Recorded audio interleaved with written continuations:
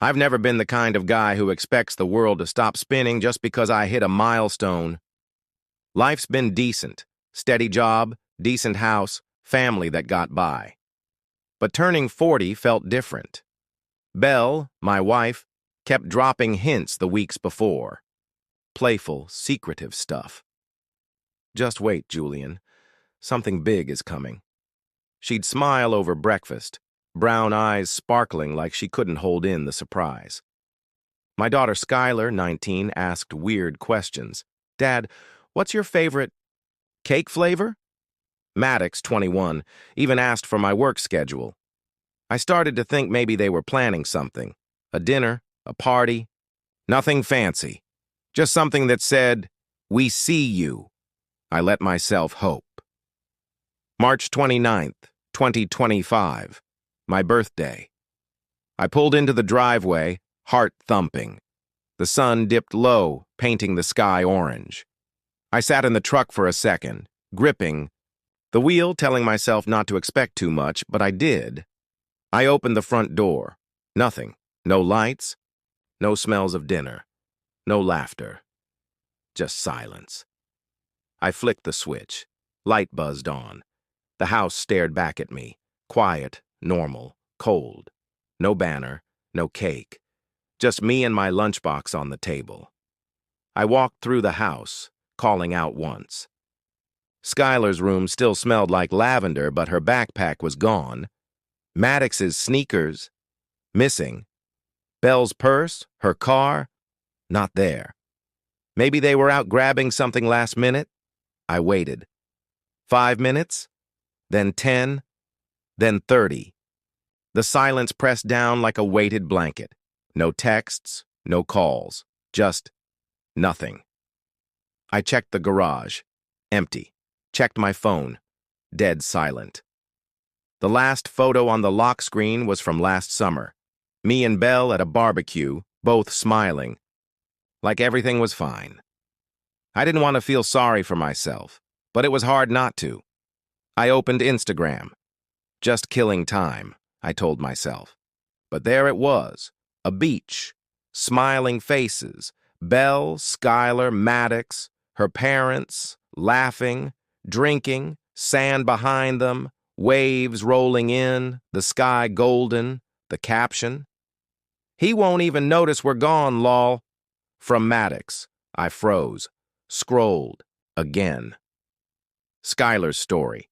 Cocktails, waves, Belle's selfie with her mom. Family time is the best time. Without me.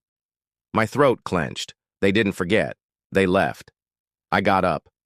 Poured a glass of the good whiskey Belle gave me for Christmas. No ice, no mixer, just burn. This wasn't a missed call. This wasn't bad planning. They bought tickets, booked a resort, packed bags, got on a plane, together, and laughed. I picked up my phone again, stared at Maddox's smug grin, Skylar's carefree laugh, Belle's sunglasses pushed up like nothing in the world could touch her. They were happy, happier than they ever looked here. I didn't call. What would I say? Come home? They'd either laugh or pity me. And I didn't want either. That caption kept ringing. He won't even notice. But I noticed. God, I noticed. Buzzed and angry, I opened my laptop, screenshotted every post, saved every story. The timestamps, they'd been gone for days. I checked the bank account. A $3,800 cash withdrawal, 3 days ago. Cash, no paper trail. It hit me. I gave Maddox that money last month for his apartment deposit. "Thanks, Dad," he said. "You're the best." That funded their escape. I kept digging. Gas station, near the airport. Coffee shop receipts. Then I remembered Belle's emergency credit card, the one for car trouble. She kept the statements tucked in a drawer upstairs. I pulled it open. $200 at a spa. $800 for clothes. $450 for lunch with her mom. Month after month, thousands. Then the kicker. $500 at Paradise Cove Resort. Total balance? Over $92,000. She'd been living a second life. I sat on the bed, the envelope trembling in my hand. This wasn't a birthday snub. This was betrayal. I grabbed a notebook, wrote it all down, dates, amounts, everything. Me. I was the guy who fixed the leaky roof, who clocked in early and stayed late, who gave up weekends so my kids could have futures. And they turned me into an ATM they could laugh about over cocktails. I didn't cry, but my throat ached, my hands shook. I poured the last of the whiskey, looked at the numbers again. It was all there, hard truth in black ink. They thought I was too blind to notice, too busy to care. They were wrong. I didn't rage. I didn't throw things. That's not who I am, but I was done being invisible. Not tonight. Tonight I'd sit in the dark, finish my drink, and let that quiet anger harden into resolve. Tomorrow, that was a different story. Would you like a continuation of this story? What he does next? Or maybe a version told from Belle or Maddox's perspective? I used to be the quiet one, the guy who let things slide, trusted too easily. Not anymore. I took a slow sip of whiskey. At 12:19 a.m., let it burn, and made a promise to myself. They'd remember me, not the old Julian, the one they walked over, the one they forgot. They'd remember this version, the one who'd been watching, waiting. And I'd start by making sure they couldn't hide from what they'd done. Not from me. Not ever again. 2 days after my birthday, I woke up to the same quiet house, same heavy emptiness in my chest. The whiskey bottle was still on the counter, a silent witness to that first night. But I hadn't touched it since. I kept myself busy, work, errands, anything to avoid thinking about the hole my family left. No calls, no texts. Instagram told me everything I needed. They were still at the resort, probably sipping cocktails by the pool while I ate cold leftovers alone. The silence from them was louder than anything, but that changed. I was on the couch, flipping through meaningless channels when my phone lit up. WhatsApp. Message after message, like they all suddenly remembered I existed. Belle. Julian, where are you? Like I was the one who vanished. Skylar. Dad, are you okay? Please answer. Maddox. Yo, Dad, what's up? You good? 49 messages in total. Voice notes, too. Skylar's voice was soft, trembling. Dad, I'm worried. Just let us know you're okay. Later, Belle's came. Julian, please don't shut me out. We're flying back early. Talk to me. I stared at the screen. The words bled into each other. I should have felt something. Relief. Anger. But I didn't. They had days to reach out. Now they were scared. Scared I'd done something reckless? I set the phone down. Then I got an idea. I opened Instagram, scrolled through my camera roll, just some work pics, my truck, and then one from yesterday, me in the kitchen holding a cheap chocolate cake. Happy birthday, scrawled in crooked icing. No smile. Just me and fluorescent lighting. I hadn't planned to post it, didn't even eat the cake, but now it felt right. No caption, no filter, no tags, just the timestamp. March 28th, 2025, 7:42 p.m. I posted it and watched it go live. It wasn't petty. It was a marker, a quiet flag in the dirt. I'm still here, I see you, and I'm not the one who's missing. I tossed the phone aside, stretched, cracked my back, and looked out at the dark street. Warm yellow lights in the neighbors' windows. Normal lives. Mine felt hollow, but not sad. Not anymore. Those 49 messages echoed in my head. They weren't apologies. They were panic, guilt, maybe, but not remorse. Belle's "don't shut me out" stuck with me. She didn't get it. She locked me out. Now she wanted back in. Skylar's voice note lingered. She's always been my girl. But she went along with it, too. And Maddox? He'd probably just shrug. I poured a glass of water and let it sit in my mouth a moment. My phone buzzed again. Message 50, maybe. I didn't check. They'd see the post. They'd know I wasn't lost. I was watching. The cake was still on the counter, cracking now, untouched, like me. 3 days after my birthday, I sat in the living room, TV buzzing with some dumb game show. Still no replies, no calls from me, just silence. Then the doorbell rang. Not a knock, a ring, sharp and urgent.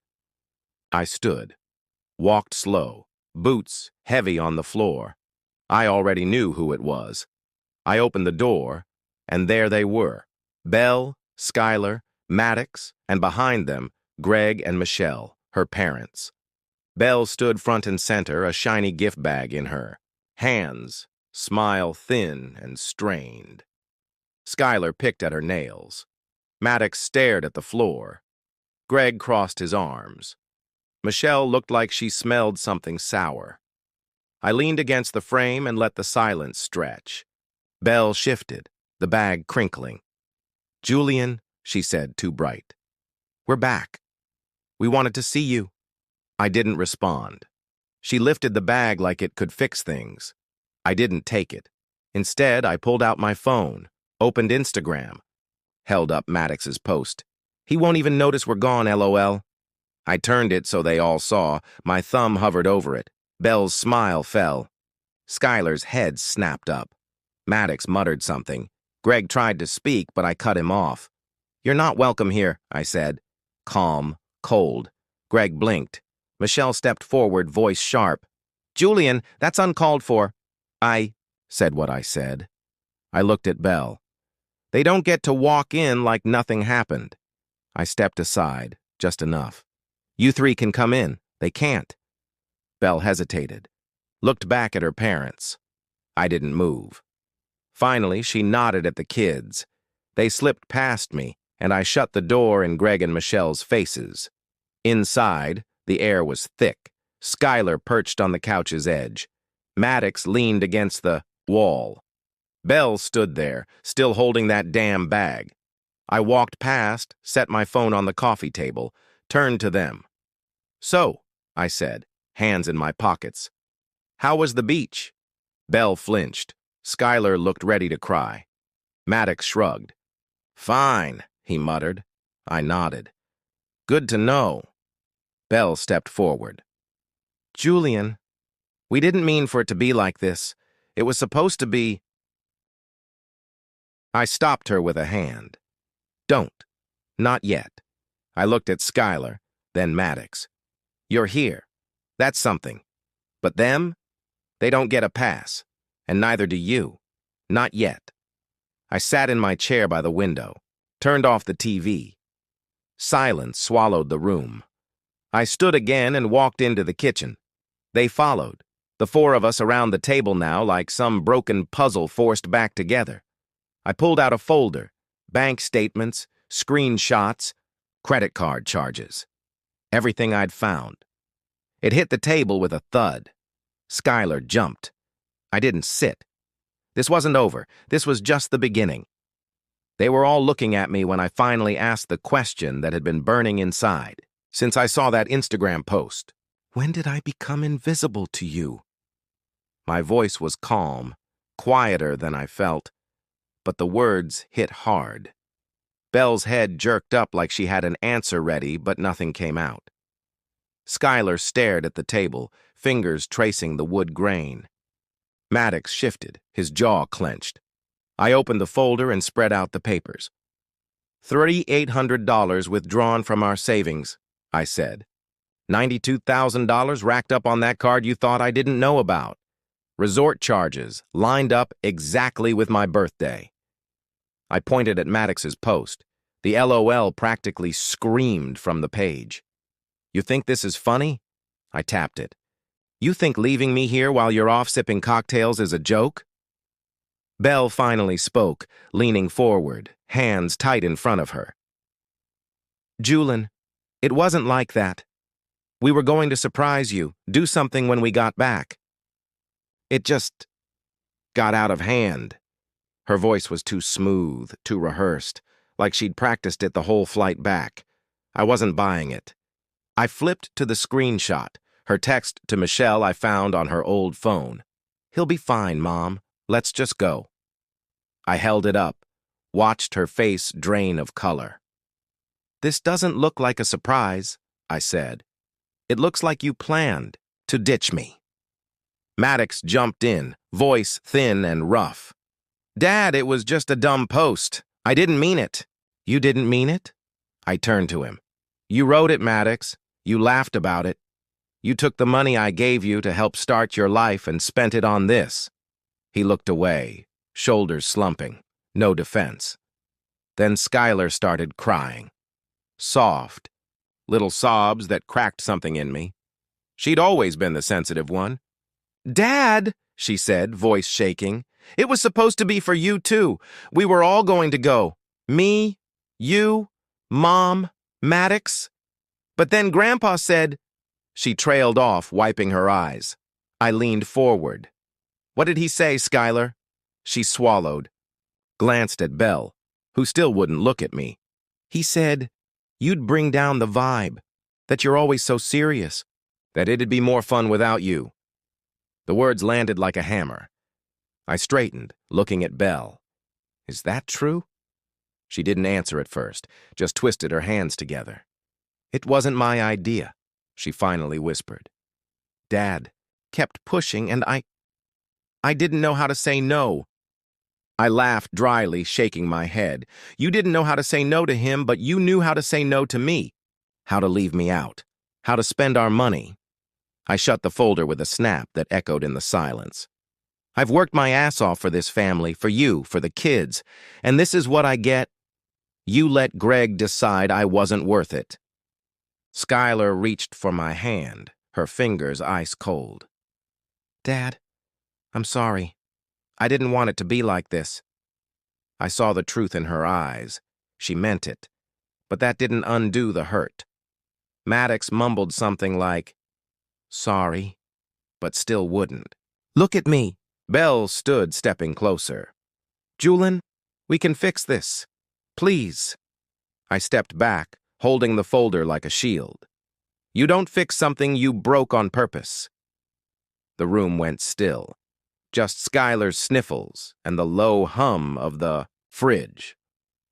I looked at them, my wife, my kids, and the betrayal cut deeper than I ever thought it could. They chose Greg's version of fun over me, and I wasn't sure I could forgive that. Here's a rewritten version of your piece. Preserving the emotional core, tone, and structure while tightening the language for clarity, flow, and impact. I didn't back down. I'd had enough of their holier-than-thou act. "Go home," I said, turning back to the garage. "This isn't your fight." Greg huffed, muttered something about me being ungrateful, and stormed off. Rella followed, casting one last glare over her shoulder before they peeled out, tires screeching. I watched them go, the rag still clenched in my fist. Later that day, I made the mistake of checking Facebook. I should have known better. Belle had posted, "Sometimes people change, and not for the better." Midlife hits hard. A dozen likes. A few sad emojis. Comments rolled in, "Stay strong, girl." I stared at it, her words twisting in my gut. She was painting me as the villain. Cold, explosive, like I'd snapped out of nowhere. I could have posted my side, dumped the receipts, the screenshots, the truth. But I didn't. Let her have her story. The people who mattered knew the real one. Pete from work called that night. "She's full of it," he said. "We know you. You don't blow up for nothing." I thanked him, hung up, and sat on the couch in the quiet house. Skylar came down later, curled up next to me with, a mug of tea. "Dad," she said, "I don't care what Mom says, you're not the one who's wrong."